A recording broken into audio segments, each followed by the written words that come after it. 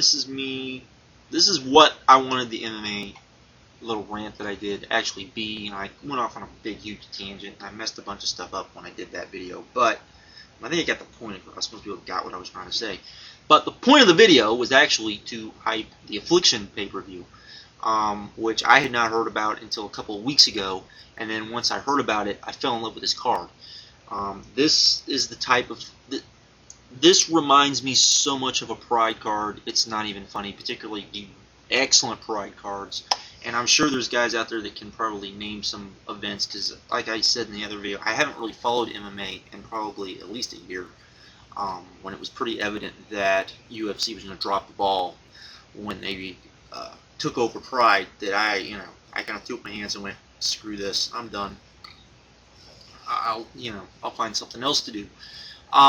Because like I said in the other video, it really annoys me that UFC still suffers the same problem that they've kind of always suffered, in that the matchmaking, it just isn't there. I know I blame Dana for that, and I really shouldn't have, because it's really not Dana, but Dana does push for a lot of these matches. That's the other thing.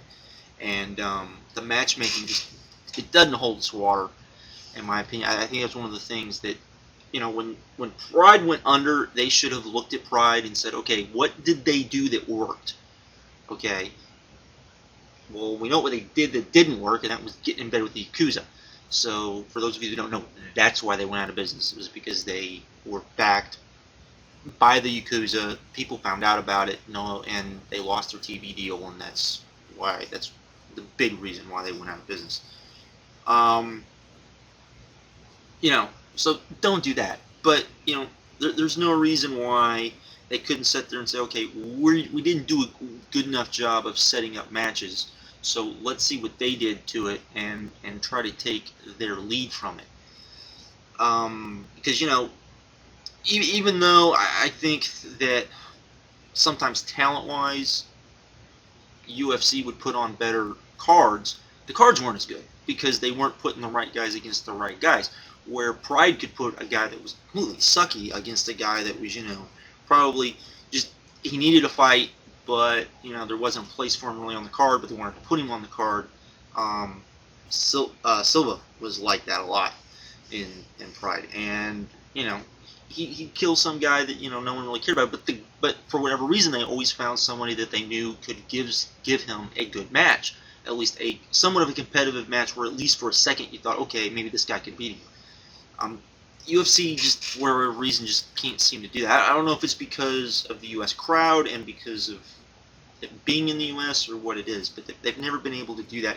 And the fights just aren't as good, like I said before. The fact that guys, in my opinion, are scared to lose, and they're afraid that if they lose, they're not going to be rewarded enough for putting on good fights, but they sure as hell are going to be punished if they lose. And I think you have to weigh that. You have to weigh that, and you have to say, okay, if a guy lost, but he put on a good fight, yeah, you can't push him up the card, but you definitely can somehow compensate him down the road for that, because that's part of the thing, is you have to put on entertaining fights. You have to put on fights that people want to see. You also have to put on the better skilled guys, and sometimes, when you put two skilled guys in the ring, sometimes it's not very much fun, because they're going to sit there and they're going to play the chess game, and it can get boring to watch if you get two guys like that, or if you get two completely contrasting styles that just don't work and it's not a good match. But I think if you, for the most part, you give people somewhat entertaining matches, I think they're willing to look past that because of that and the fact that I think UFC needs to really, and this, well, MMA in general, needs to find better guys to announce the matches better, because I think one of the biggest problems MMA has is once, guys start grappling, the guys do a horrible job of explaining what's going on, and don't make it interesting, and don't, they'll say, oh, well, he needs to rotate his hips. They don't explain why he needs to rotate his hips, or they start using MMA terms that the average person doesn't know, and they're not educating the people on what they need to be watching for, so people can get into it. That's one of the reasons how I got into MMA, was because when I first started watching MMA, my dad, who wrestled in high school, was sitting there beside me, and he was explaining, because even though guys were doing judo and all these other things, the basic concept is still the same. And he was, you know, oh, the guy needs to do this so he can turn around and do this, or, you know, this and that and the other. I mean, you know, I can remember when Dan Severn first showed up, and folks, if you've never seen that UFC, you need to go back and look at that, because he changed everything in the U.S. for mixed martial arts. He really did. He was doing stuff that people had been doing in Japan, but dear Lord. Anyways, I'm getting off on a rant. I'm getting off on another rant here. All of that said, when I saw the Affliction pay-per-view card, and I'm going to put it back up so people can see it, and I do recommend everybody checking it out. If it strikes your fancy, you need to order this. Not because, per se, that it's... mainly because it was being good.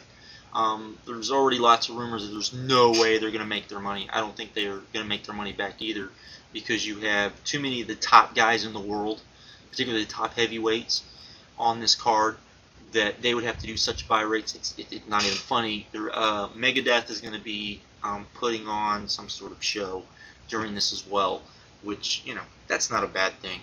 It looks like it's going to be a good mix between entertainment. I mean, we'll have to wait and see, because we really don't know what we're going to see. But, and I do hope the people that are backing this understand that and are willing to at least, you know, back 2 or 3 of these before they jump ship.